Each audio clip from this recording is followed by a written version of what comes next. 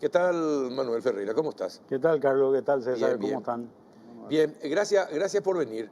Estábamos hablando con César Barreto acerca de esta crisis y le preguntaba yo si estamos en la inminencia de una crisis mundial, de una recesión mundial.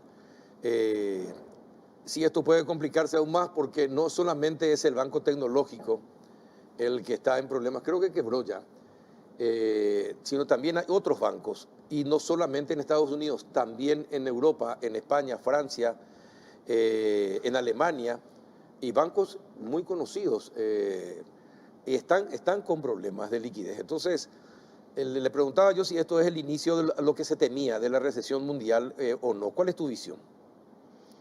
Bueno, mira, acá hay que entender un poco qué es lo que está pasando, ¿verdad? Lo que está pasando es lo siguiente, el caso puntual tal vez de este SBB ayude a puntualizar lo que está ocurriendo en el resto del sistema. En general, esta gente recibía depósitos, estos bancos recibían depósitos y los colocaban en inversiones, muchas de ellas de largo plazo. En el caso del SBB era 100% en inversiones teóricamente muy seguras, ¿verdad? Porque eran bonos de largo plazo del Tesoro americano. Pero después viene el tema este de la inflación, y detrás Sí. de la inflación viene la suba de tasas. Y detrás de la suba de tasas, básicamente lo que ocurre es que estos activos en los cuales estaba colocada la plata del público empiezan a perder valor. ¿Por qué pierde valor? Porque yo tenía un bono del Tesoro, y voy a decir un número cualquiera, ¿verdad? Yo tenía un bono del Tesoro que estaba colocado a 2%, ese bono del Tesoro se fue a 5 o a 6%, ¿verdad? Entonces yo quería vender mi bono viejo y perdía plata al vender mi bono viejo, ¿verdad? Eso le generó una pérdida a los bancos y obviamente generó una corrida importante, ¿verdad? Una corrida de más o menos el 25% de los depósitos del banco. Ahí entra en la Reserva Federal y hace algo que es raro, ¿verdad? Porque no es lo que... En general, en Estados Unidos, igual que acá, hay un límite para los depósitos, ¿verdad? Para los salvatajes de los depósitos. Acá lo hace el Fondo de Garantía de Depósitos, allá se llama FDIC, la institución que hace este tema, y es responsable hasta $250.000. Habían empresas que Por tenían... cada depositante. Por cada depositante. Por cada Habían depositante. empresas que tenían 3.000, la más grande tenía $3.300 millones. Igual deciden salvarles a todos. La Reserva Federal decide salvarles a todos. ¿Para qué? Porque estaban teniendo en estos bancos de tamaño mediano y de tamaño pequeño, estaban empezando a tener problemas. Y al empezar a tener problemas era mejor cortar por lo sano, y sale el presidente de los Estados Unidos a decir, no hay problema, acá está todo resuelto. Ahora, ustedes como economistas y como ex ministro de Hacienda, ¿comparten ese tipo de medida? Porque me imagino que va a ser una medida de shock, eso, paramos todo de una vez y tomamos una medida así. ¿Es correcta, no es correcta? Mira, la experiencia histórica demuestra de que como autoridad uno tiene que tratar de evitar las profecías autocumplidas, ¿no? Por eso que uno hace esto, se ve obligado a hacerlo porque una entidad bancaria buena incluso, por pérdida de confianza, puede terminar quebrando porque la gente retira sus depósitos solo para cuidarse por cualquier cosa, digamos. Ahora, esa incertidumbre que hay para un depositante común en un escenario como ese hace que la gente quiera sacar su plata y resguardarse, digamos. Cualquiera de nosotros lo hace, digamos, ¿verdad? Entonces, todo el sistema bancario, o una gran parte del sistema bancario que sea con bancos o de instituciones de buena calidad que hayan hecho bien la tarea, pueden quebrar igual en una situación en que hay un pánico importante, ¿verdad? Entonces, por eso las autoridades hacen estas cosas. Como Manuel lo estaba mencionando, empezaba a impactar, o sea, estaba contenido en un banco, después de repente saltó otro hacia Nueva York, otro banco, ¿verdad? Y después empiezan a haber problemas en todos los bancos de tamaño mediano estaduales y toman la decisión más drástica de decir acá ni un depositante va a perder $1, así lo dijeron, ¿verdad? O sea, está bien el tope de los $250.000, pero acá si vos tenés 5.000 millones, igual nosotros te vamos a devolver, garantizamos. ¿verdad? Eso es para evitar la profecía autocumplida. Eso nomás ya calma, entonces ya le da... Al sistema. Claro, calma a la gente, si el gobierno... Y hace que no retire. Y hace que no retire, entonces las entidades buenas, obviamente que van a continuar. Ahora le toca seguramente al regulador, al Banco Central, a la Reserva Federal, y entrar a revisar cada uno de los bancos en qué situación está. Había una posición extremadamente alta en bonos del Tesoro. Muchos de ellos tienen pérdida oculta, como lo que mencionaba Manuel, que se te manifiestan solo cuando querés vender el bono. Ahí el precio había sido que cayó un 30%. Pérdidas no reconocidas, digamos, ¿verdad? Uh-huh. Ahora, lo llamativo también de esto, hablando de los bonos del Tesoro norteamericano, es que China es uno de los mayores tenedores de bonos del Tesoro norteamericano. Eso puede ser una carta también en todo este ajedrez geopolítico. Yo no creo que eso tenga un impacto No. en este momento. Esto es un problema financiero. ¿Y por qué se extiende a Europa? Y porque está pasando lo mismo en Europa. Y bueno, ¿y por qué? Porque en Europa también están subiendo la tasa de interés. El Banco Central Europeo está haciendo lo mismo que está haciendo el Banco Central Americano, la Reserva Federal Americana. Entonces está pasando lo mismo. Acá hay dos temas que son importantes. Uno ya lo señalaba César, es la corrida. Si a vos vienes y te dicen, para la corrida, el banco donde tenés tu plata se está yendo al mazo, ¿qué haces? Y me voy corriendo a retirar. Sí, hoy es mucho más fácil todavía porque apretar un botón nomás y mover la plata. Así ¿verdad? mismo, sí. Es mucho más fácil hoy. Entonces, esto es, y todo el mundo empieza a decir lo mismo y al final, ¿qué es lo que pasa? La plata que vos le depositaste al banco se le prestó a César a largo plazo y César tiene un crédito, vamos a suponer, de 10 años, ¿verdad? Él tiene que devolver dentro de 10 años recién esa plata. Sí. El banco no tiene tu plata en ese momento. El banco mantiene un nivel de liquidez y ese nivel de liquidez es el que puede aguantar, ¿verdad? Si hay una demanda superior a eso, no puede aguantar y se funde el banco. Ese es un problema. El otro problema, ¿y por qué existen estos fondos de garantía? Existen fondos de garantía con valores limitados. Los fondos de garantía no son... Si el banco se hunde, yo te salvo todo. No, yo te salvo. En Paraguay es, ¿cuánto era? 50 salarios, 100 salarios mínimos, ¿verdad? 75, bro. O 75, perdón, 75 salarios mínimos es en Paraguay. Hasta ahí te cubre. ¿Por qué? Porque si hasta ahí nomás te cubre, y de paso el banco también, el Banco Central viene y te dice también a vos, banco comercial, poné también vos tu plata, ¿verdad? Poné vos también tu plata. Entonces, evita riesgo, porque imagínate este escenario, que es un escenario creo que muy interesante. Imagínate que yo sea una empresa aseguradora y vos contrates un seguro, vos tenés una empresa y contratás un seguro conmigo para que yo te cubra, yo te garantice $1 millón de utilidades por año.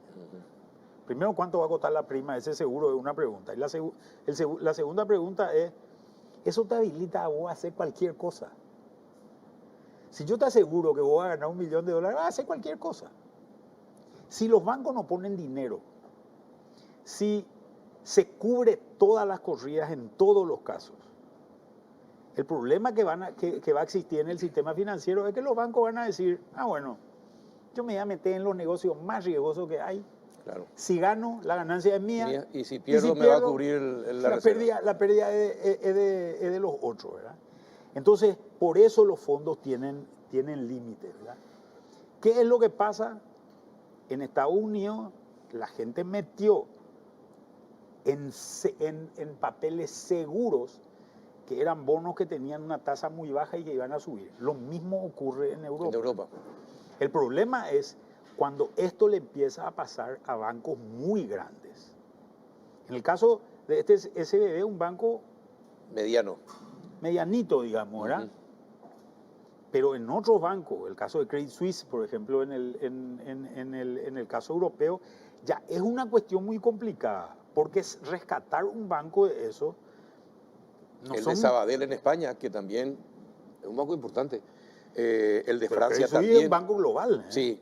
Y también en Alemania, sí, son bancos importantes los que están teniendo problemas en Europa. Por eso Por eso es... Acá hay una pregunta que es importante que nos hagamos también. Estos países estaban subiendo su tasa, sus bancos centrales estaban subiendo su tasa para combatir la inflación. Ujú. Y ahora están en una dicotomía. Están entre continúo combatiendo la inflación y genero estabilidad económica o macroeconómica, pero con eso puedo causar más problemas financieros. Entonces, acá lo que es interesante es cuál va a ser la respuesta. ¿Y cómo estamos? A ver, ¿y cómo estamos en la región? ¿Cómo estamos en Paraguay? Estaba leyendo que Argentina en los últimos 12 meses tuvo 100% de inflación. 100% de inflación.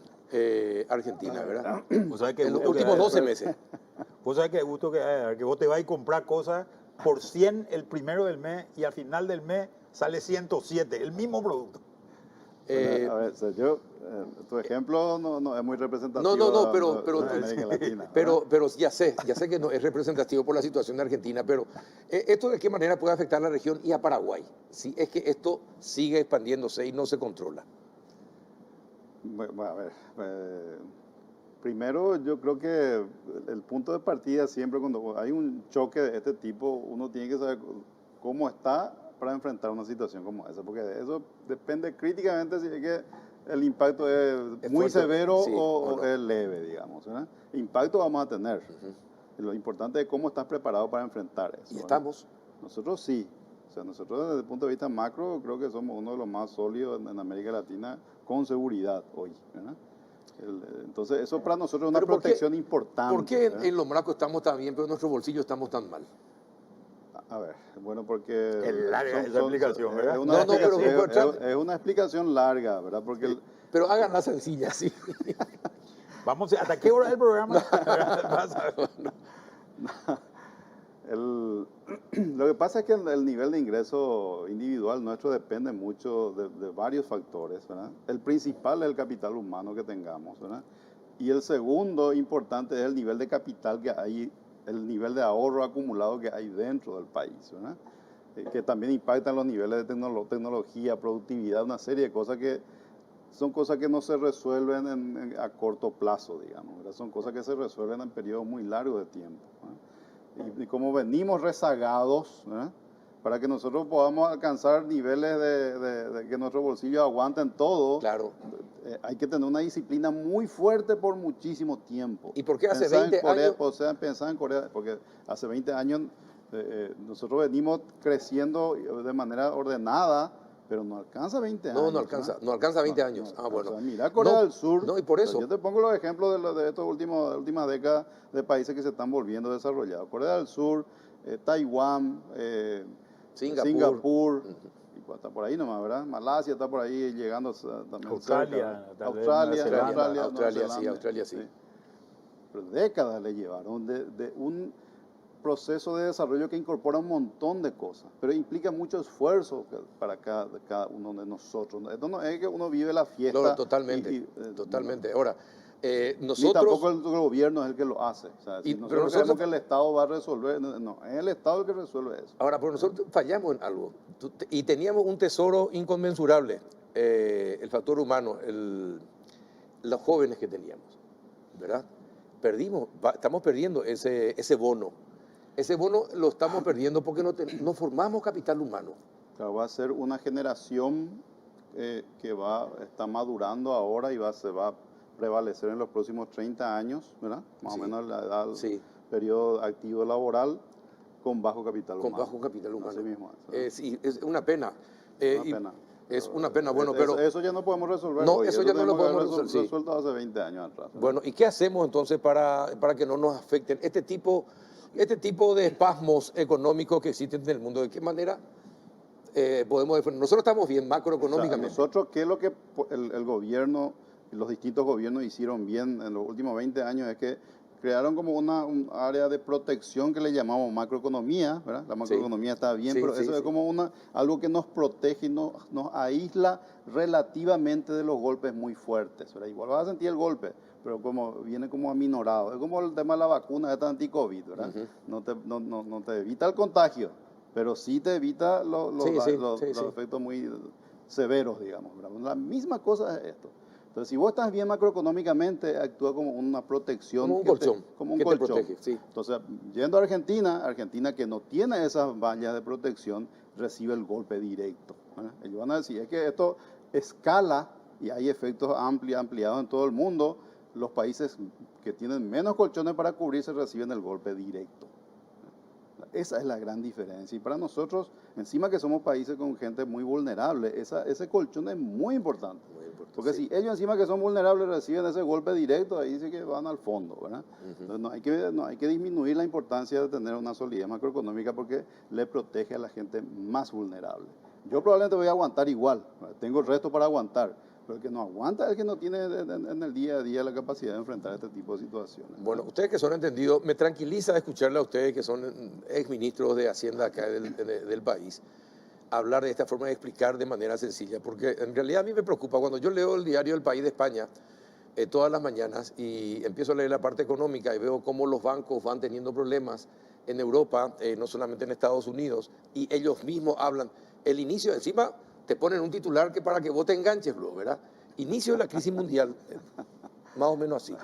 Pero esto, a ver, Pero por eso les escucho a usted y me quedo más tranquilo. ahí hay temas también que hay que tener en cuenta, ¿verdad? Esto no es el 2008, Absolutamente. ¿verdad? No es ojalá. el 2008. No, el 2008 habían condiciones que eran distintas. ¿Cuál es el problema de hoy? El problema de hoy es la inflación a nivel mundial. Ese es un problema y es un problema puntual. En aquel momento habían problemas regulatorios a nivel bancario que eran muy, muy complejos. Muchísimo se cambió la legislación en el primer mundo, digo en Estados Unidos, digo en Europa, para que estas cosas No vuelvan a ocurrir. Se aminoren, se aminoren. van a ocurrir igual, ¿verdad? Pero van a ocurrir en menor medida de lo que ocurrían en otros momentos. O sea, hoy, anteriormente, te voy a dar un solo ejemplo. Vos no podés ser dueño de un banco con plata que alguien te prestó. Vos para ser dueño de un banco, tenés que sacar la plata de tu bolsillo, de algo, o tenés que vender algo que tenés y ahí meter el capital que querés. No, es así. Así es, sí. Así es. ¿Por qué eso es? Porque si no sería demasiado fácil, la plata no es tuya, ¿verdad? Los niveles de apalancamiento que había en Estados Unidos en el 2008 eran muy distintos a lo que hay hoy. Prácticamente los bancos no tenían capital en aquel momento. Hoy tienen un nivel de capital alto y eso le da mucho más colchón para aguantar estas cosas.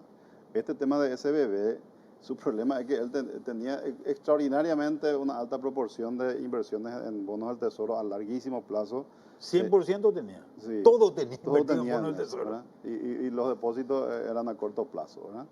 Entonces las tasas de interés de sus depósitos aumentaron y el valor de sus bonos cayeron. Claro, ellos ¿verdad? nunca perdían. Y No perdía si no había Si inflación. no había inflación, claro. ¿verdad? Con la inflación y la suba de tasa de interés, te subió y te Sí. bajó. Y ahí es donde perdiste. Hay otros bancos que también tienen una posición similar, pero con esta señal, por eso que lo importante, porque yo no, creo que no va a haber una crisis mundial con esto, porque la Reserva Federal y el gobierno americano y el Tesoro americano decir, nosotros vamos a respaldar todos los depósitos, los dueños de los bancos van a perder, los tenedores de bonos, otras deudas que no son depósitos van a perder, pero los depositantes no van a perder ni $1. ¿verdad? El Banco Central de Suiza, el Banco Nacional de Suiza, hizo lo mismo esta tarde. Y mencionó incluso a Credit Suisse directamente de que ellos iban a apoyarle a Credit Suisse y que Credit Suisse tenía problemas. ¿verdad? Y Credit Suisse no es solamente ahora su problema, ellos vienen con problemas hace como 4 o 5 años por ahí. ¿verdad? Más y todo, ¿verdad? Sí. Y pues un banco multinacional, tiene cadenas en todos lados, entonces finalmente el Banco Central de Suiza salió a respaldarle, porque es un banco suizo. ¿verdad? El Banco Central de Europa no salió todavía a hablar, porque bancos europeos no hay ninguno que tenga un problema muy grande. ¿no? Hay los problemas más acotados incluso que en Estados Unidos. Sí. ¿no? Pero Entonces, ya empiezan a bajar las calificaciones claro, y tienen pérdida.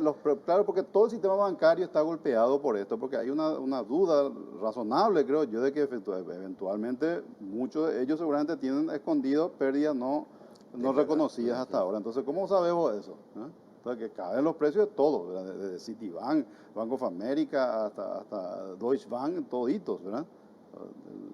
Esa es la realidad hoy. Después se va a ir aclarando la medida que pasen los días y hay más información, seguramente va a ir aclarándose el panorama y va a volver a una normalidad. Pero con las señales que ya dieron los bancos centrales, yo creo que esta crisis está contenida. No va a pasar de acá.